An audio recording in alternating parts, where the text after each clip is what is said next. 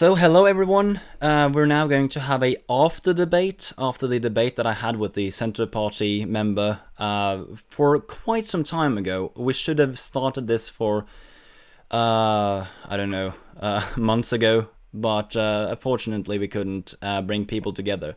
So I'm here now, joined with Oda Johanne, which aka my girlfriend. She's a student that has studied nature and environment last year. She studies pollution this year. So she was the best person I could bring on for that, and she's also the owner of the pig I was referring to in the debate, which is very important.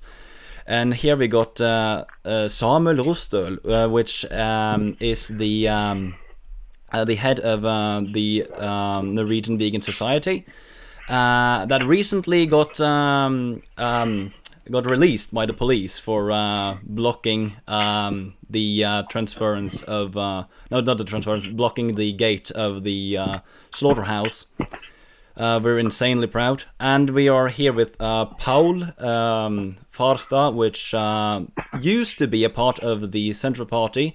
He was the only vegan that I knew from that party way back, and is the best person to talk to about the debate that we had. So let's start off with. Is there something that you feel that that I went extremely wrong in the debate, or anything that you can totally blast me on? Nothing that I could think of, no. Okay. So let's move on to Samuel. Do you have anything to point out that I did completely wrong, or? Well, no, not really. What I think is it can be very difficult to understand what somebody understands. And he clearly did not understand a fallacy or the name the trait arguments, and perhaps you could have let that go sooner when you realized that he could never fathom what you were talking about. Other than that, I thought it was a great debate. Yeah, and I've thought about that, and I agree that it might not be the most like the best time spent doing that. Though if you listen to the radio show that I was on, I made it very clear that my goal with debating the parties is to show that they don't have a consistent position. So it was kind of important for me to push forward with the name the trait argument. So yeah, that's basically what I have to say on that. Also, you brought on and asked me that if I could just focus more on the dog argument that I made, where I asked if he would be fine with us eating dogs. I was actually hoping he would say yes, because then people would see him as a lunatic. But but no, it's fine that he said that he wouldn't accept eating dogs, because then he came off as inconsistent. Yeah. So yeah, I guess that I did something good there. There's also the only thought I have is that you could have perhaps spent more time explaining why the name the trait argument is a good one, because it is a good one. Yeah. He just didn't understand where it came from. He went all the way back to you can't compare to humans all the time. And he never was on board with why that argument has a value.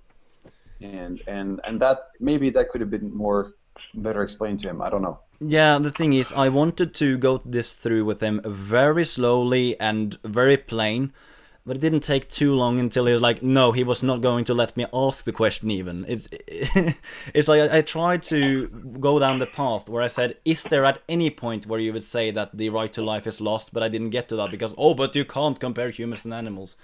But I'm not sure. The thing that I could... okay, I'll take that at last. So, Oda Johanne, is there something you think that I should have done differently? The first thing I was actually thinking about is that when you talk about their politics, you should go directly to the Centre Party program, not come again? You should go directly to Centre Party's program when you're talking about their politics, and not an animal rights organization. Oh yeah. Well, the reason why I used that one was because it was specifically targeted at the discussion we were going to have. But that could be something. But then I would probably talk to somebody from the Centre Party on beforehand, that's probably not going to be very easy.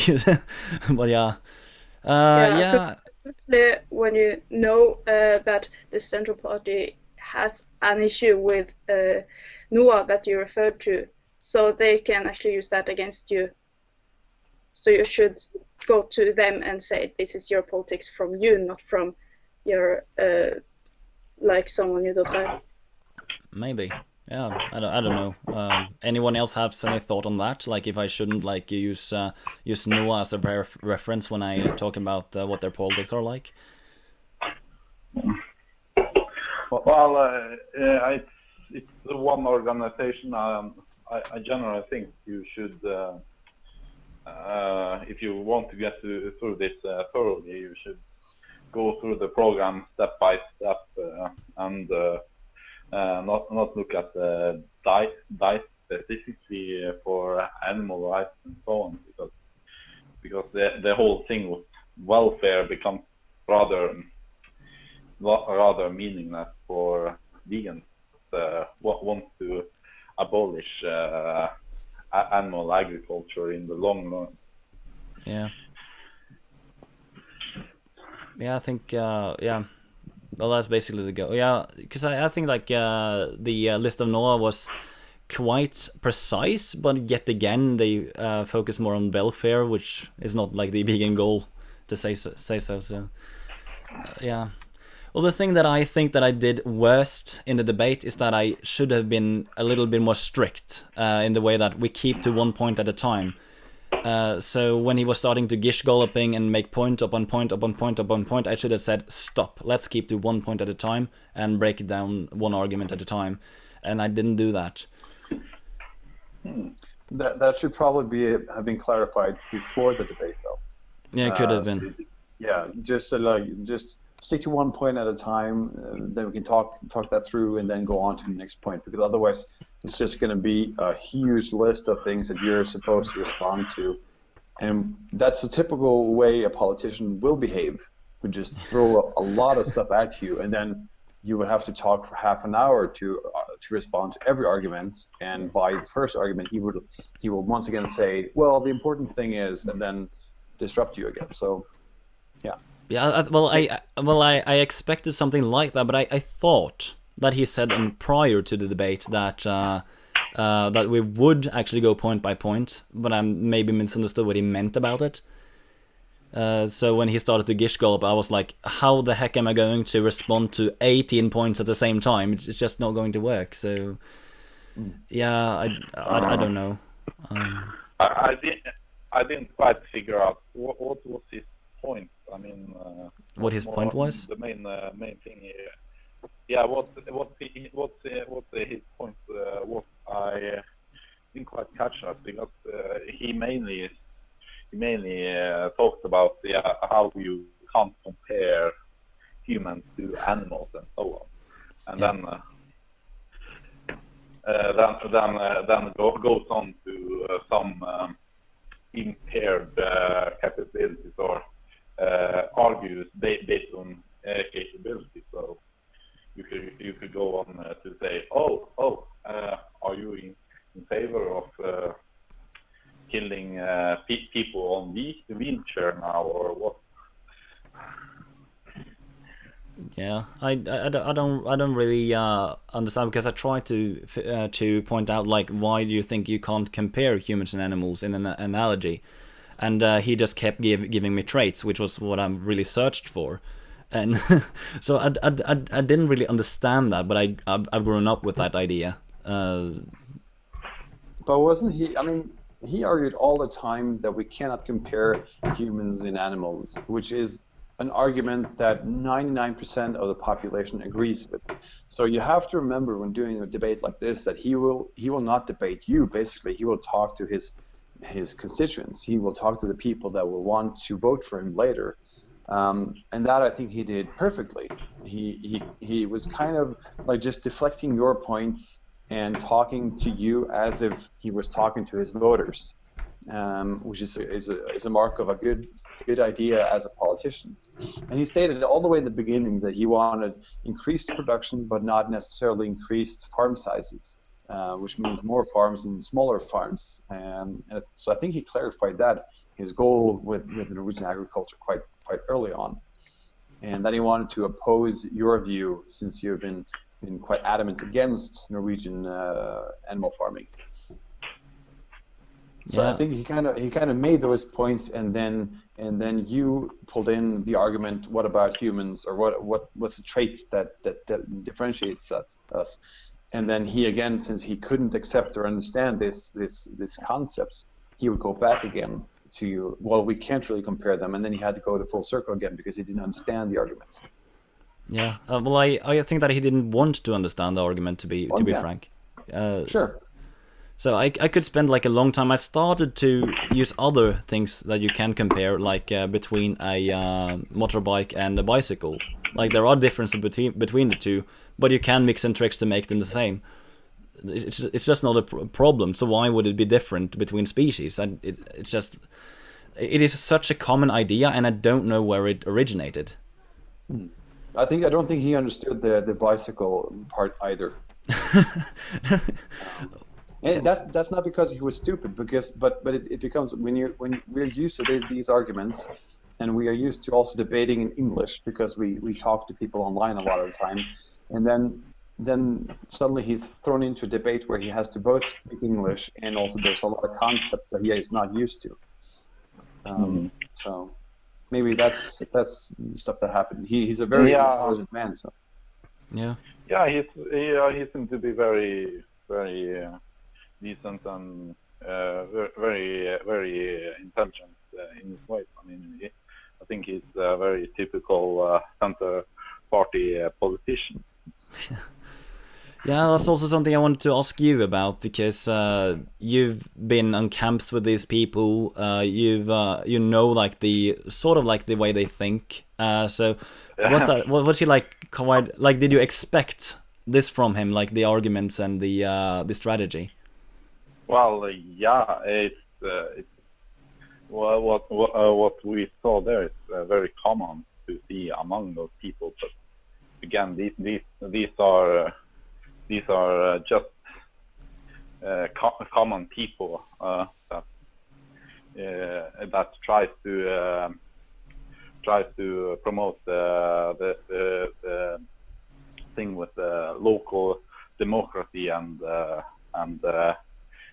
having services near you and so on and so forth. That's more of their policy, but about the behavior and so on. I think I mean they are not ordinary people. I don't really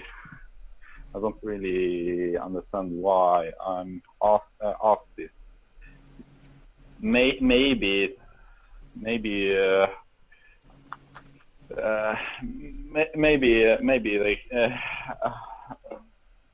they simply can't understand the vegan position well as their influence. But again, these are very ordinary people. I don't know why I'm talking about it. No, but you make quite a point, because I've looked into the Central Party, and some of their politics is, in my opinion, extremely dangerous. It's like they try to put forward that it's good to use as much of our nature as possible for our own use, although that type of strategy would totally destroy the entire ecosystem. And like that is just one example of things that they really have like a strange mindset. And I'm like, how the heck doesn't anyone in the party just go like, hey, that's probably not a good idea? What do you think about that, Paul? Yeah, I think you make a fair point. They are trying to promote the theme with green carbon.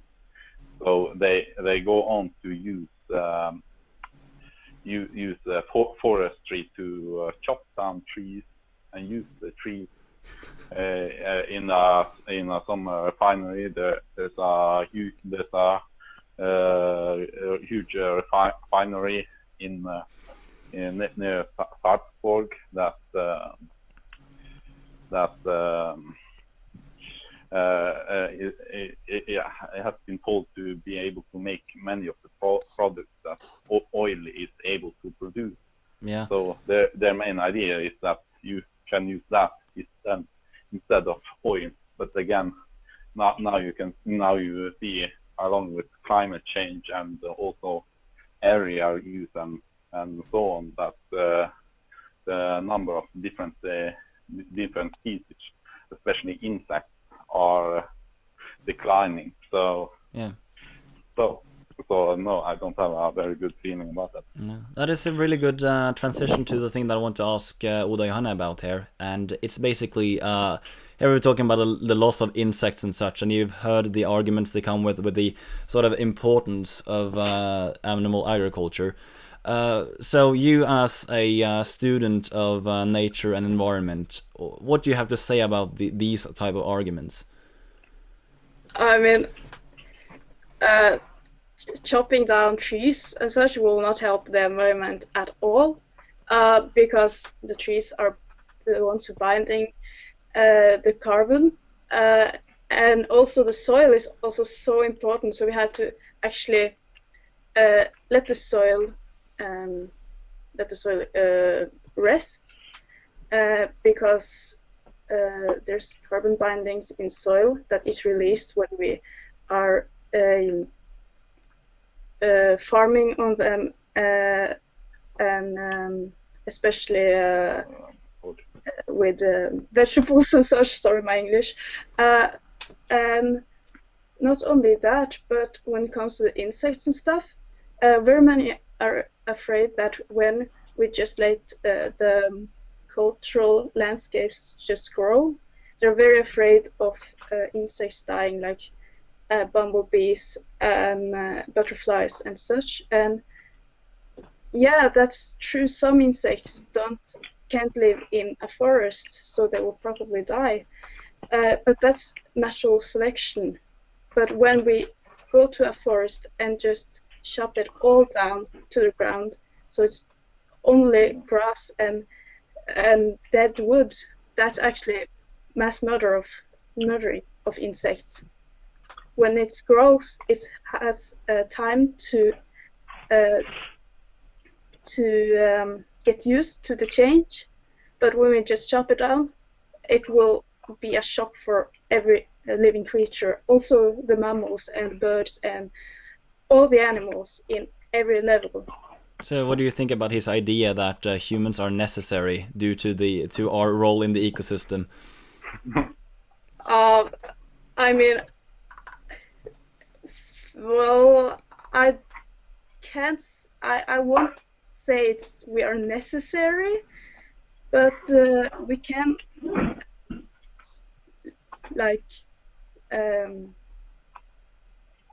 we can adapt to nature, so we can live with nature.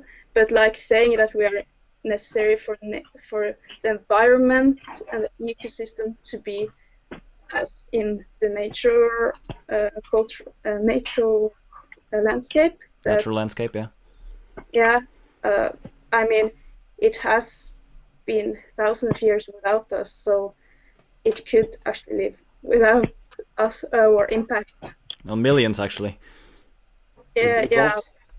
It's also interesting how when you look at areas where we have lived and then we have moved away from, like Chernobyl, for example, which is a good example. Really good. Where you now see more species and more diversity than in any place that is domesticated by animals or by humans.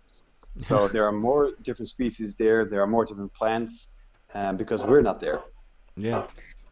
And humans also, when we come to a place, we have a tendency to just take over the whole place instead of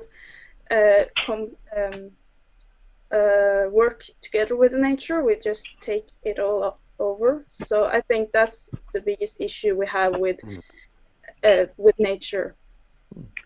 We've seen that all through history, basically, that when humans move to a new area, we domesticate or we kill off everything that doesn't really suit our needs.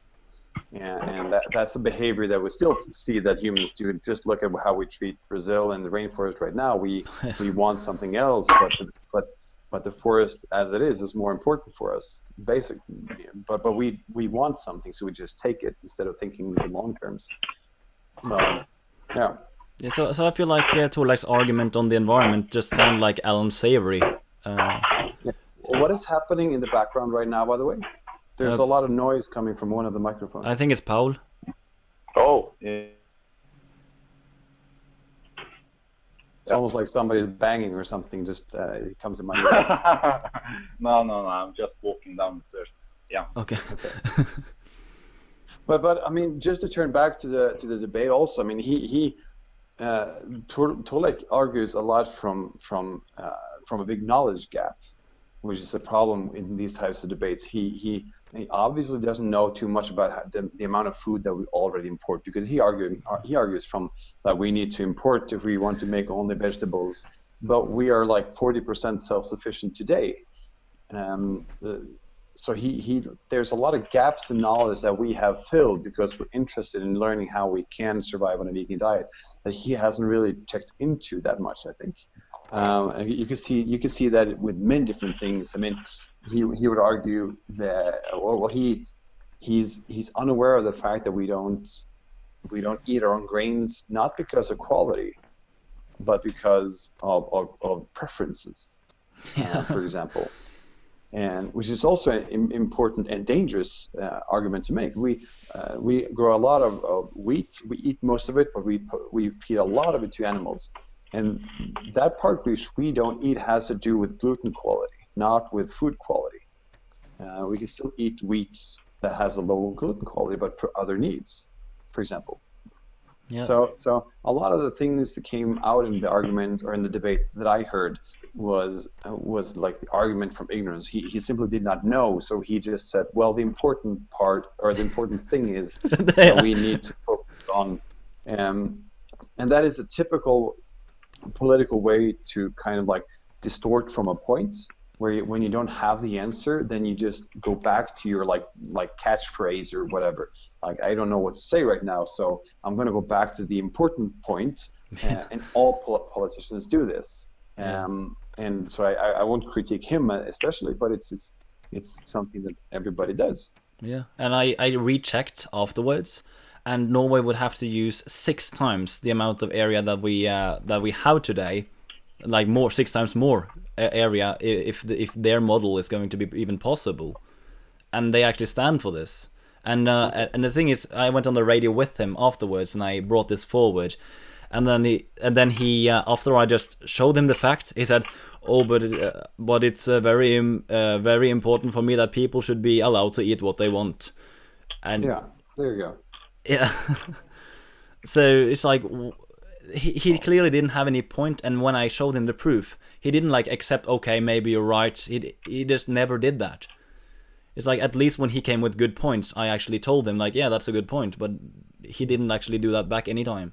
So I just like, can't you be honest when like I see that a lot with politicians. It's like they just don't want to be honest, and I think that has to do with that they have to follow their party's program. Or what do you think? Anyone? Well, I mean, we need more trees. That's what I have to say. And like, you want to chop them down, but like the UN, everybody, all the big scientists that are like believe in climate change agrees that we need more trees, so we can't use them. And they actually also in the several reports also say that we should stop farming and plant trees instead of like having this what's called fields with animals. Yeah. Grazing. Yeah, and grazing paddies. Yeah, and that's that's something the Central Party really should look at, and just don't deny everything with climate, because they want environmental local food, and that's nothing what they stand for. Yeah, exactly. Where there was something that I wanted to. There was a really good transition. Well, when it comes to politicians being honest, I think they do want to be honest, but I just think that when they don't know, they don't want to say that they don't know, and that's the one lack they have, because admitting ignorance is dangerous as a politician. So I think that most politicians, when they don't know, they will deflect from that. Yeah. And I think that's true for the Center Party and like every party. I think that's true. So well, I try to say that I don't know. I try to bring forth many as much as possible for my part. Good. It's important to show that I have some integrity and that I can receive and process criticism and things that goes against my views. Yeah. So I think that's a very important aspect about being a politician. Yeah. There's something that Oda Johanne told me about when she watched the debate the second time around, that she found to be a huge dishonesty. Do you remember that? Yeah, it was, you agreed that the animals should have happy lives and live good lives, and you two agreed to like pass on that and talk about other topics instead, but he still brings it on and don't want to leave it and try to frame you to like, don't you think I love my cows? Yeah. That. Yeah, like, I didn't think of that until I saw it again with you afterwards. But when I saw it later, it's like, okay, I told him like, okay, we already agree here. Let's focus on the right to life instead. And then he said, well, we do it in a humane way, and I told him to define humane, and then I explained what humane meant, and because killing, per definition, would not be having compassion and benevolence. Therefore, it just went straight back to talking about like welfare instead, and we've already agreed we're not going to talk about welfare. So yeah, that was like, why? Well, just to be clear, one so-called meat eaters. I want to comment on something about the vegans. I think it's kind of heartless to just make fun of the meat eaters, talking about what's humane and what they mean is that something is. When you kill something humanely, you kill them instantly. So in that aspect, you could call a headshot from a gun a humane slaughter of a human. Well, I know that is like the definition that I've set on humane slaughter, but it becomes like an oxymoron when the pure definition of humane is compassion and benevolence. So that's what I really wanted to point forward. Yeah, exactly. But I think most people define humane as good as possible, not as the way you define it. So when people say humane slaughter, they mean that we've done everything we can to make this process as painless as possible.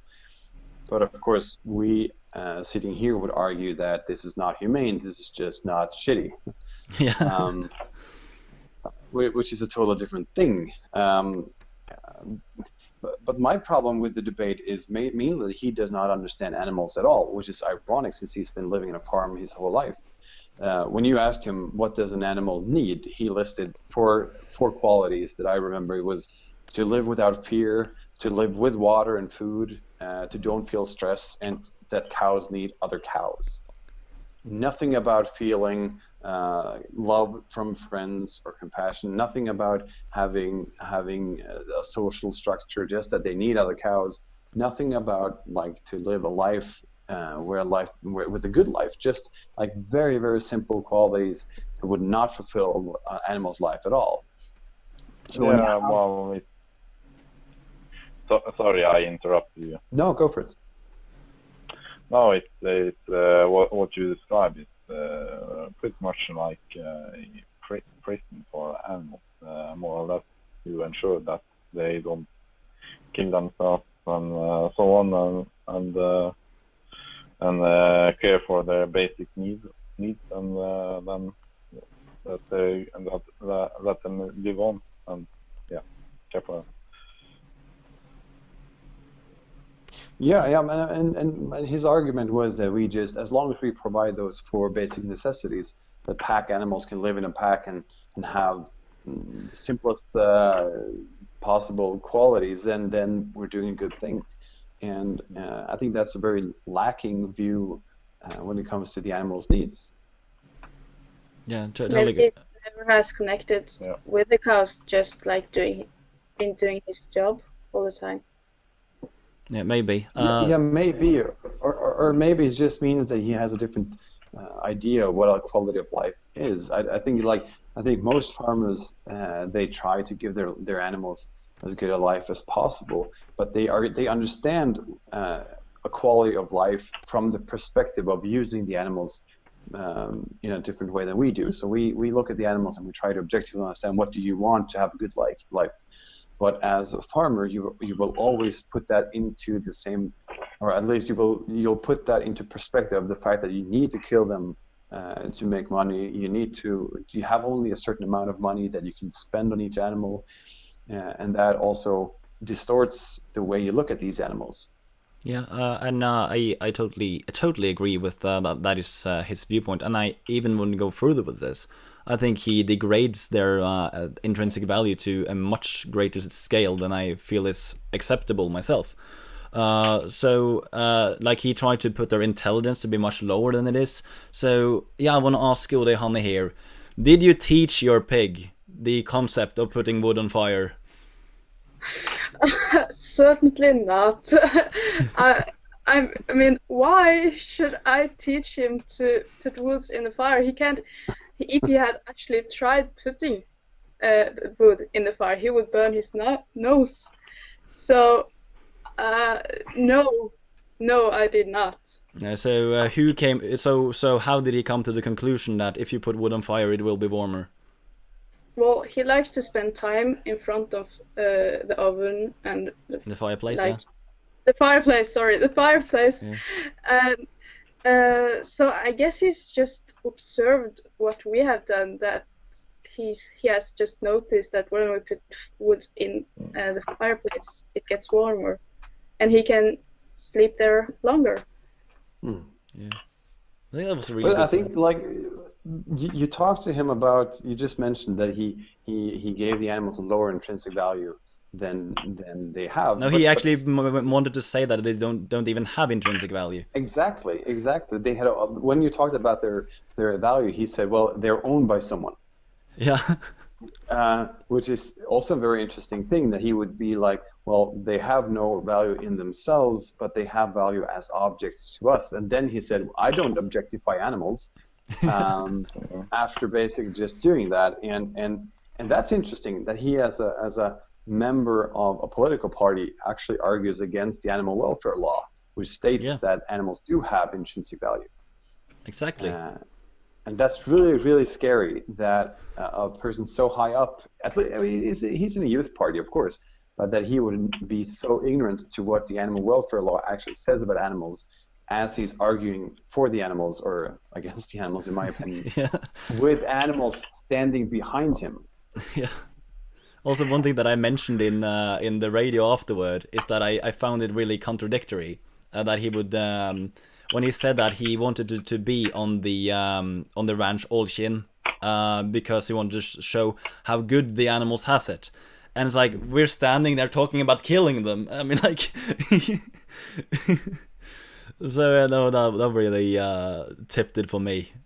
Yeah, but you then said something which was, in my opinion, great. I think you really challenged him to say that no, the animals doesn't deserve to die. Yeah.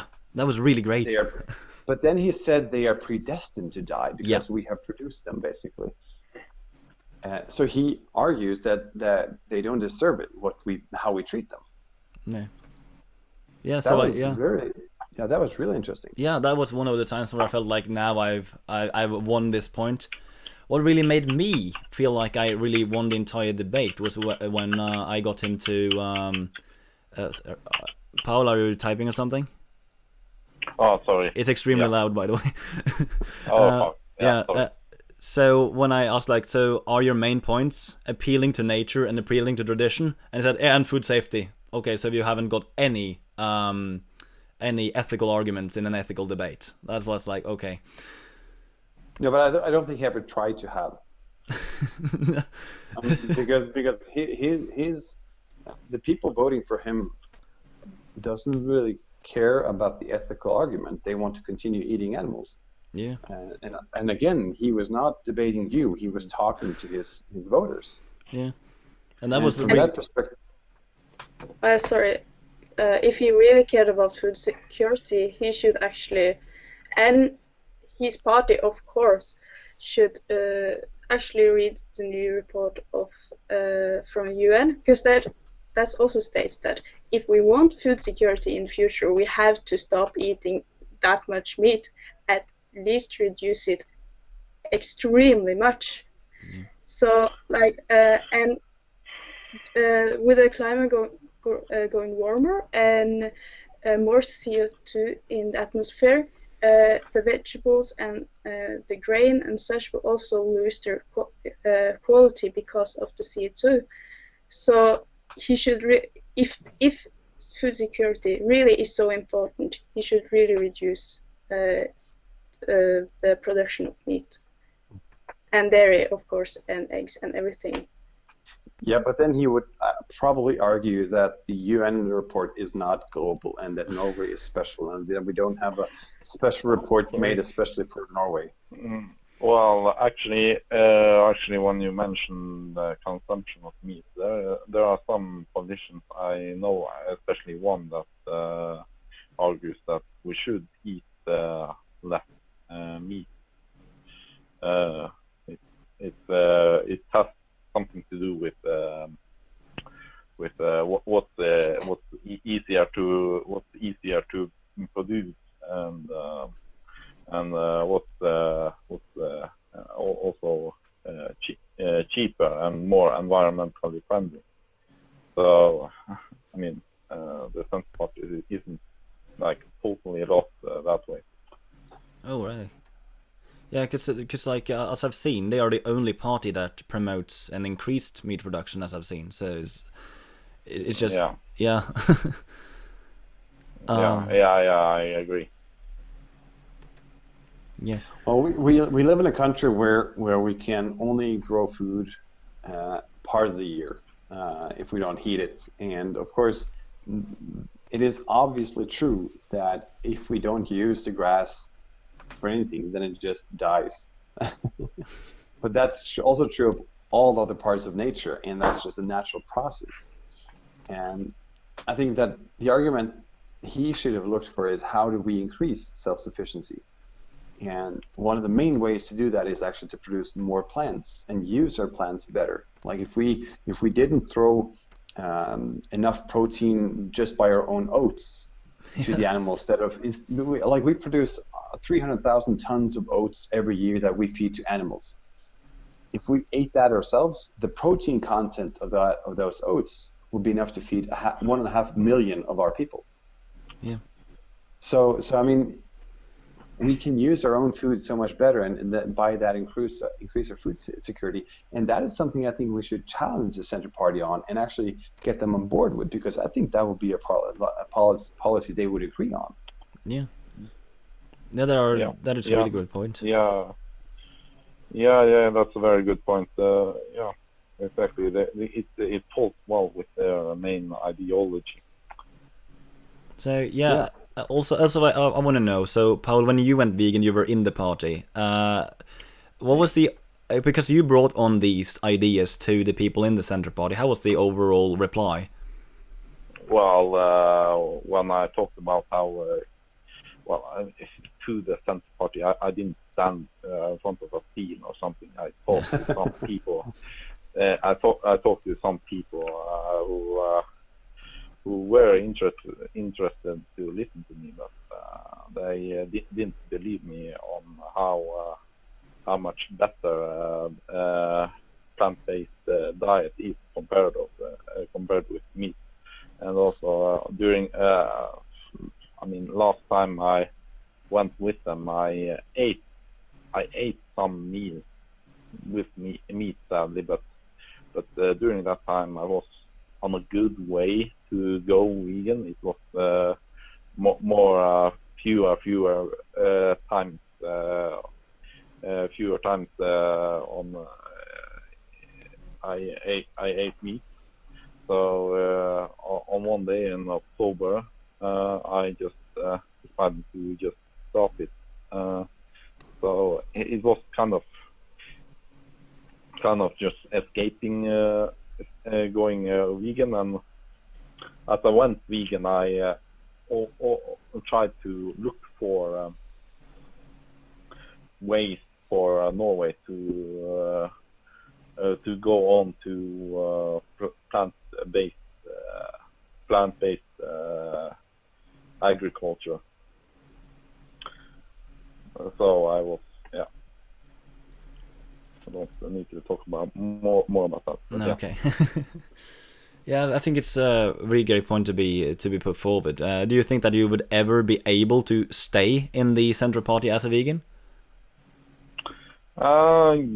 Yeah, but then also, the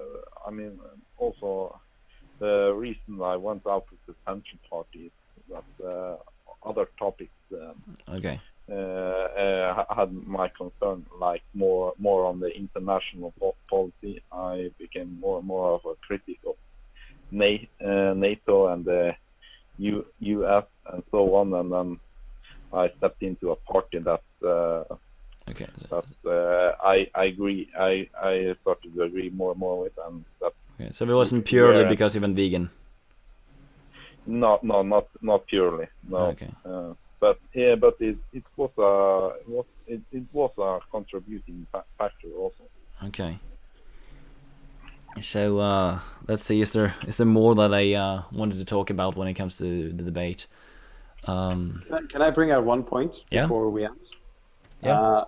At the end of the debate, you were talking together about what if aliens came to Earth and decided to treat us the way we treat animals.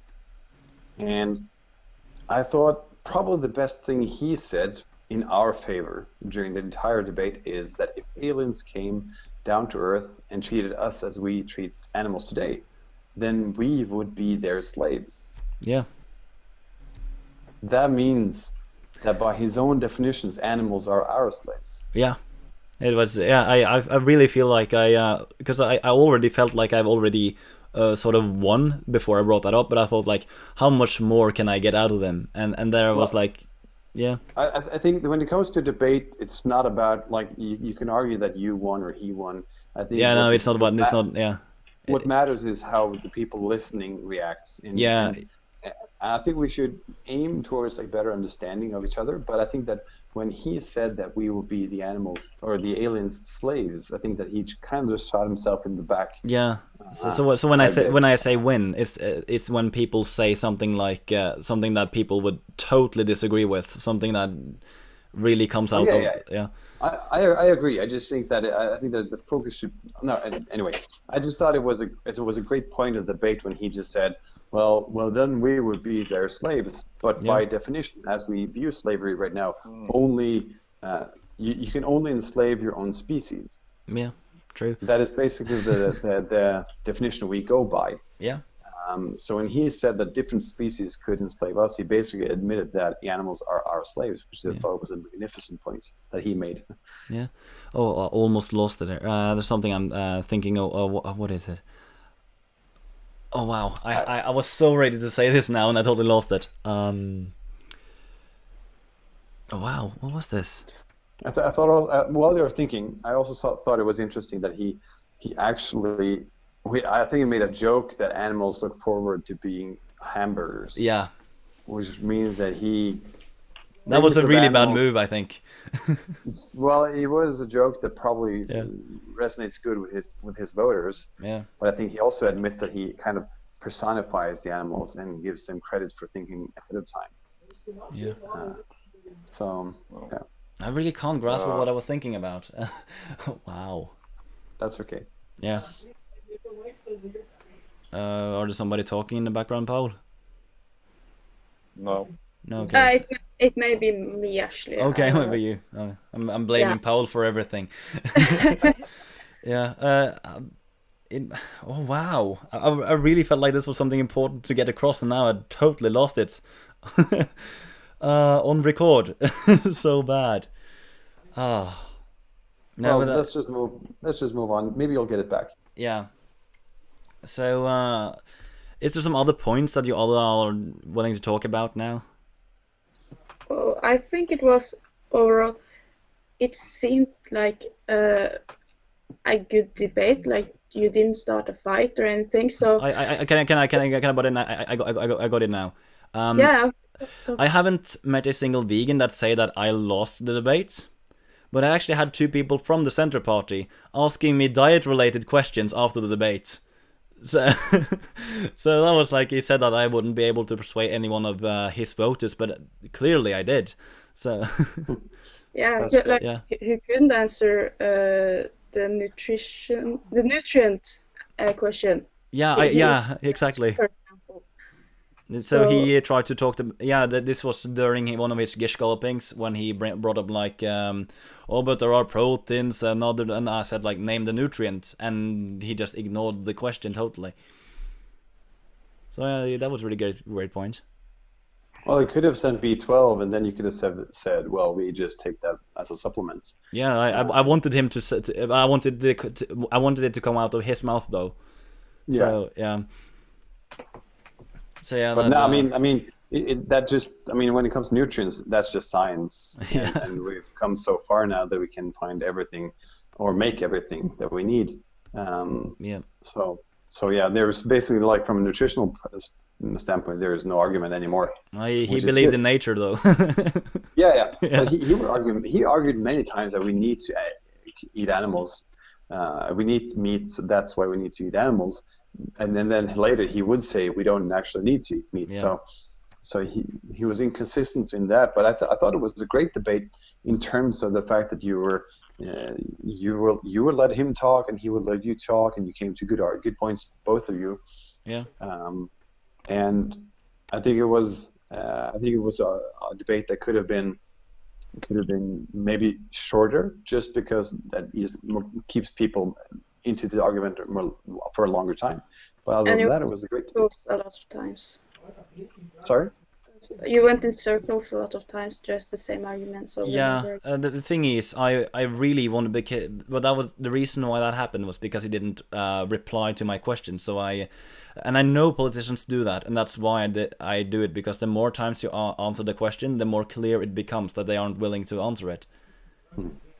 So that was the specifically thing that I went around and around, because I knew he wouldn't answer, and then it will be clear to the people watching. So maybe it gets a little bit boring, but it gets the job done, I think. Or do anyone disagree on that? No. The only thing I think you could have done was to explain the concept of name the trait more better, because also for the listener or the viewer that doesn't really that aren't used to that argument, they would understand why you were pushing it so far. Yeah. So that's my only point. Yeah. And also when it comes to fallacies, like go more into details on why it's a fallacy and why it's not a good argument. Yeah. Don't just say it's not a good argument, because people don't know why it's not a good argument. Yeah, and I tried to explain, and then he strawmanned my argument. And it's not to go to him as a person, but there is one thing that I found extremely strange. He started off the debate saying that he didn't know what a fallacy was, and later he said that he had I think he said that I had a semester of exfil in Cuba. I'm just really confused about that. So, is it possible to have philosophy and not know what a fallacy is? It's just strange to me. Depends on how long it was ago. You think so? Yeah, I mean, we argue with fallacies all the time, and we will always be quick to point out the fact, because fallacies in arguing for the use of animals is so interlinked. Yeah. So we will argue, no, that's a fallacy all the time. So we're so used to thinking in arguments in terms of fallacies, so we use it all the time. But if you have exfil 5 years ago, or 2 years ago, or 1 year ago, and since then you never argued with fallacies or like thought about fallacies, then of course. Yeah. So this is knowledge. yeah, this is also a critique to myself, really, because I started explaining why a fallacy is a fallacy, and when he keeps strawmanning me, it clearly he strawmans me because he doesn't want me to explain why it's not valid. But what do I do when that type of strategy comes about?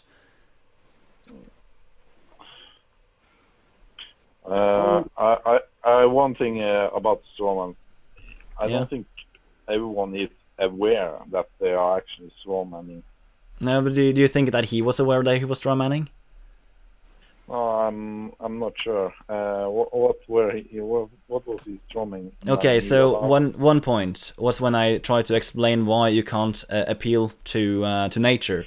So I say that many things that are natural, asbestos is natural, rape is natural. Oh, but you can't compare rape to eating beef. And it's like, no, I was trying to explain why you can't say something is natural. That was one straw man. I don't think he would strawman if he knew he was doing that. And I don't know. I just found it like blindly obvious what I was trying to explain there. Or do you disagree? Didn't I make it clear? Remember, this is the first time he ever heard these arguments. You have come with them so many times that you are very, very known with the arguments, but you have never heard them before, so he haven't understand it yet. Yeah. So how could I have like kept explaining without him catching me off with some kind of straw man or anything? Is like anyway, because when I try to keep talking about it, he just keeps talking over me, so I can't really get through to explain it, and it's like this is really difficult for me because I don't know how to close people in a very efficient way when they just catch me off before I've been able to explain something. Maybe it would be better if you waited a bit with saying the things with rape and such, and like explaining more, and then say rape is also as natural, so he just don't get surprised that, oh, rape, why do you bring rape into this? But then he knows more why you bring rape into it before you mention it. Yeah, I just felt it very differently because one thing that I got the feeling of is that he had thought out how he was going to explain things. So if I was going to bring up another injustice done upon people, then he had in his mind, I think, that he was going to say something like, "Oh, but you can't compare this." So it's like he totally. I wouldn't say that he forgot that I was trying to explain what a fallacy is, but I don't know. It's just it just didn't come intellectually honest to me. No, but I think that it has to do a lot about like he was clearly not used to these types of arguments. Yeah. He's into political arguments, not ethical arguments. So he would argue from that viewpoint all the time. But then you put him on the spot, and then it's so easy just to turn around and make it into something else. Yeah. That is how politicians are trained, I believe. If you can't answer, then change focus. And you know, I mean, the idea that you are comparing to humans, we all know that it's not what you're doing, but I don't think that the general public agrees with us. Yeah. Like whenever we have these arguments or debates, if we pull up, well, animals are this or that, and then it rings in their ears that this is something about humans, then people just put their lines up. They don't listen anymore because now I can just say it's not human. Yeah, that's what I felt. Yeah. And he does the same because he's not used to talking about animal rights or animal ethics. He's used to viewing animals as something that we can and will and should use for our own benefits. And that's such it's such an important thing to remember in these debates, that we come from such different backgrounds that we as as the initiative takers of the debate, we have to adapt. We cannot force them to adapt. And I think that's one of the things that were difficult in this debate, because you couldn't agree on the terminology. Yeah. You couldn't agree on the ground principles, and it was even hard to argue about similarities. I mean, we all know that you can argue that there are similarities when it comes to slavery and the way we treat animals. Yeah. But when I say this, you would know instantly that I'm not comparing human slavery and animal slavery. Yeah.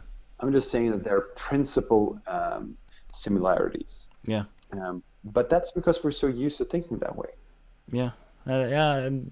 Sort of. I don't really know. I grew up I grew up with like farming and hunting and such, and it's strange because I don't know where the influence came from, but I always questioned it as a child.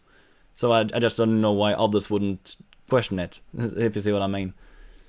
So that's really difficult for me to understand, really.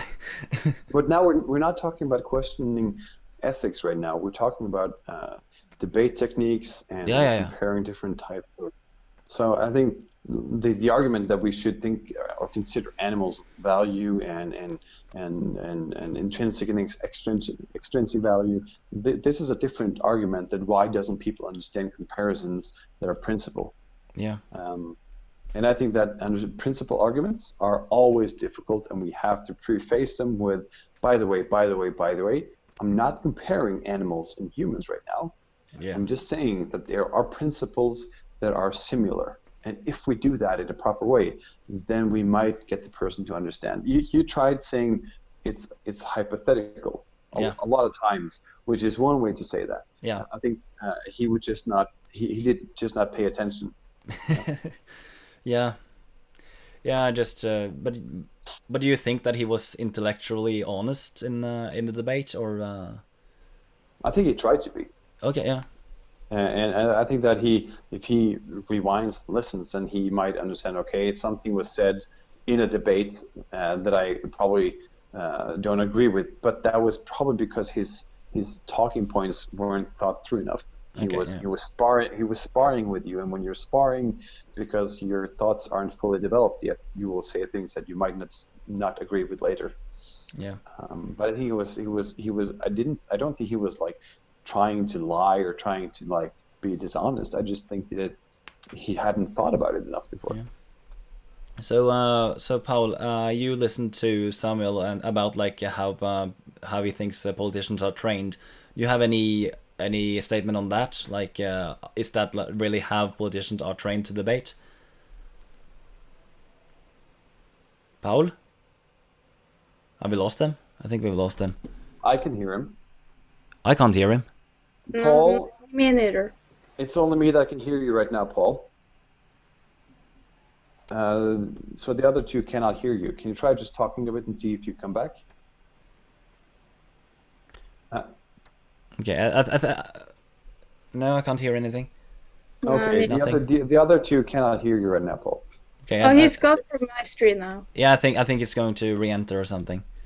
Okay. Yeah, There. I re-entered. Okay, re-entered. Okay, so we can hear you now. Yeah. Okay, yeah, we can hear you. Okay, so start over again. I can't hear you. Okay. What are we going to talk? Well, Paul is not talking right now, so just give him a sec. Paul, the question was what you think about the way that politicians are trained for debates compared to how I explained. Well, I don't think there's much difference in which whether or not he was a politician. I didn't think of it in that way. Okay. So being dishonest,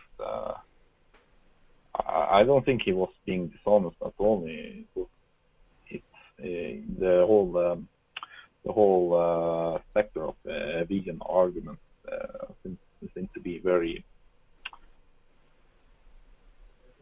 alien.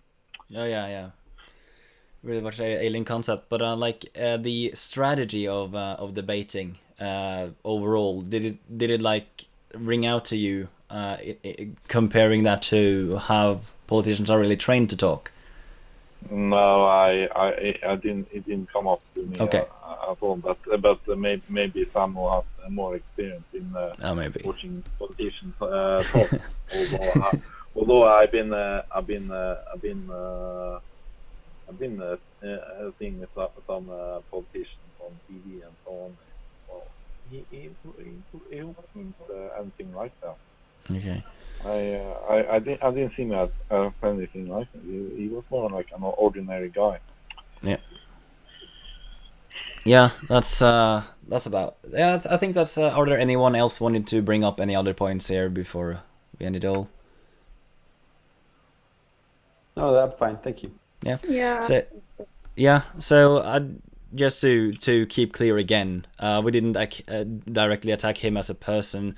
Me personally, he's. Although I find him. Yeah. By the way, this is one thing I also want to say. I think his arguments were extremely stereotypical.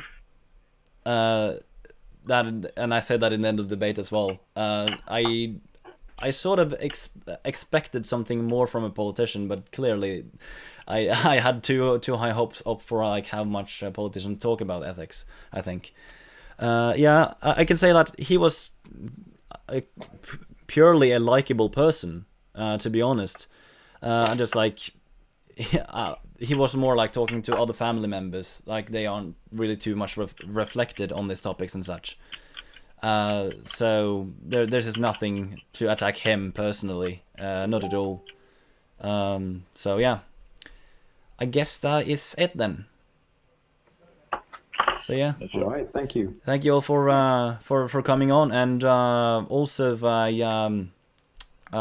really good honor to Samuel for letting himself be arrested for having like an open what can you say, open oh wow. No, we did a close down of or shutdown of the slaughterhouse. Yeah. And we denied the police's orders to move, and that was why we got arrested. Yeah. Mostly because we didn't follow the orders of the police. Yeah, and also because you want like an open view for the public to see what is really yeah.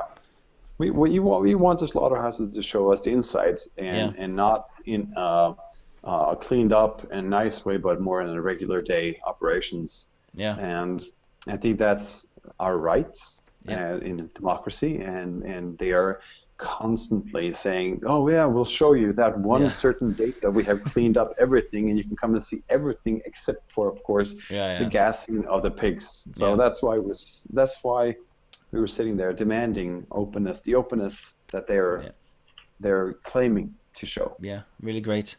So I guess that's all for today. So some of you might come back if I debate some other parties. It will be really interesting. So Paul, whenever I debate the Red Party, maybe you will be back again, or maybe some other time. Well, debating the Red Party or something.